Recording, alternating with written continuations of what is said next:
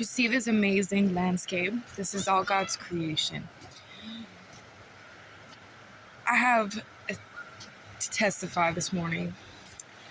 When I tell you, when I woke up after camping out in my car, after leaving my past living space, I had set some burritos, frozen burritos, breakfast burritos, just a cheap bag, because I'm working with little right now, in the freezer of my previous residence, a place that I did not care to go. And this morning, I can't tell you, I was thinking about breakfast. I was thinking about, man, I really would like a hot microwave burrito rather than some plain granola or canned vegetables or fruit. Like, I have other options, right? So it wasn't my last resort, but I was just like, I just would enjoy a warm breakfast. So I drove up. I got to see my son temporarily, which was very cool. And I got my burritos warmed up. But then I drove down the street just to go get my coffee at the gas station. And I seen a sign. I seen a sign on the side of the road that said, free hot breakfast. And I pulled up to that joint and he opened up the lid of the warming tray, and he said, breakfast sandwiches. He said, take one for the road, might as well, something like that. So I grabbed 2 breakfast sandwiches. He filled me up with a plate of potatoes, and then there was a bowl of snacks, which, I'm pregnant, y'all. I need to eat food right now. And I was thinking, if I get my breakfast burritos this morning, like, what am I going to do for lunch? I can make that work.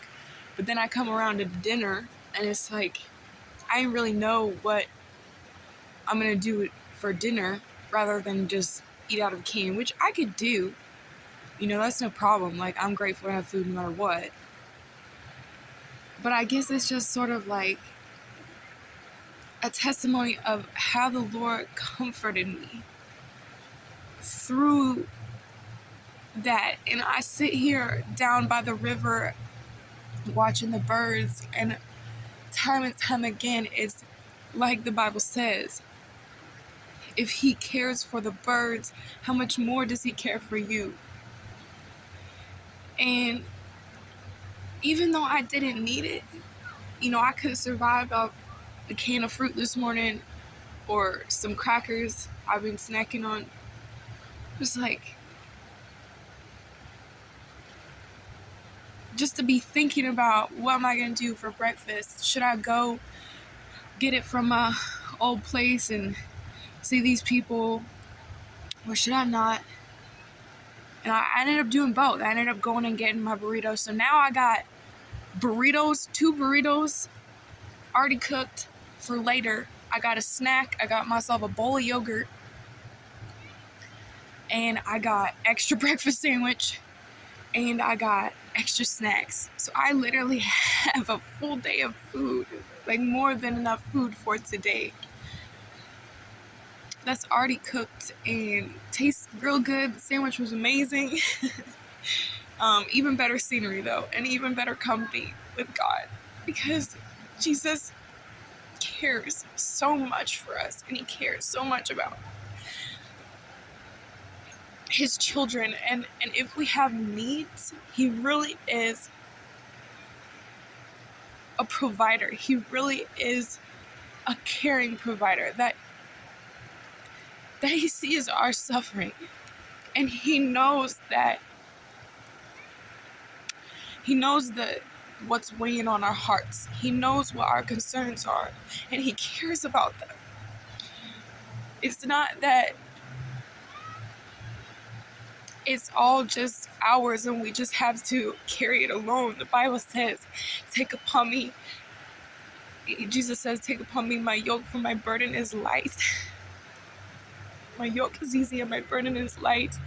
And it comes back to everything that I've been saying where we, excuse me, getting emotional. I'm just, it's joyful. It's comforting. Coming back to what I have been saying, that we really just have to receive. And we really just have to be open to receiving what he has, because even in our own lives, when we're trying to make things work out, God always has a plan. He's always in motion. He's always greater than anything that we can imagine. And so to receive what's best for us and receive authentic care, like genuine care from someone or something outside of ourselves, like he is Abba Father, who loves us dearly, and he knows us by our name. He knows the amount of hairs on our heads. He knows the details of who we are, and what our quirks are, and what our, like, experiences are, and the things that affect us. So it's like he knows how to reach us, and he knows how to reach you if you are going through something, and he's going to be the most effective communicator to your heart. And he wants to be there with us, alongside of us, going through these things. Like, because he has so much good for us, he has so much goodness in what he offers, that it really is just accepting him to be there. And when he shows up in your life, it can be exactly what you need. But it's based off of a trust and a surrendering. I'm bringing him in on these things because I have been talking to him about the things that I'm going through, and so I know that he knows, and I know that he knows that I know he knows. And just having that relationship is what it's all about, and he really can show up. So I just wanted this to be an example to you, to show how he really can show up further, even just like this, in ways that we don't expect. I did not expect to be receiving that type of comfort today. I didn't know whether or not my comfort was worth it or not today. Actually, I had been wondering about the Sabbath, and I'm okay sharing with this because I know I'm going to post it and it's going to be past this time. I haven't officially Sabbath, but I found out that today is Saturday, which is the day that the Jews have been Sabbathing. So it sort of gave me this nudge and this question of, Lord, I have so many things on my plate right now. I should be doing so many other things. In my logical brain is saying this. My logical brain is saying I should be doing so many other things. I should be working things out. I need to focus on my work. And I really do have a lot that I got going on right now. But the Lord also rested. And I heard this perspective that changed everything for me, that says the point of a Sabbath is to, even when you think that you have all this other work to do, the purpose is laying that down and intentionally choosing the Lord's day and the Lord's presence, and to be resting in him, because he is the rock that sustains us. He is the true bread of life. He is the true provider. And just like when I was sitting down on that rock, I looked at that rock. I'll enter a clip of it in here somewhere.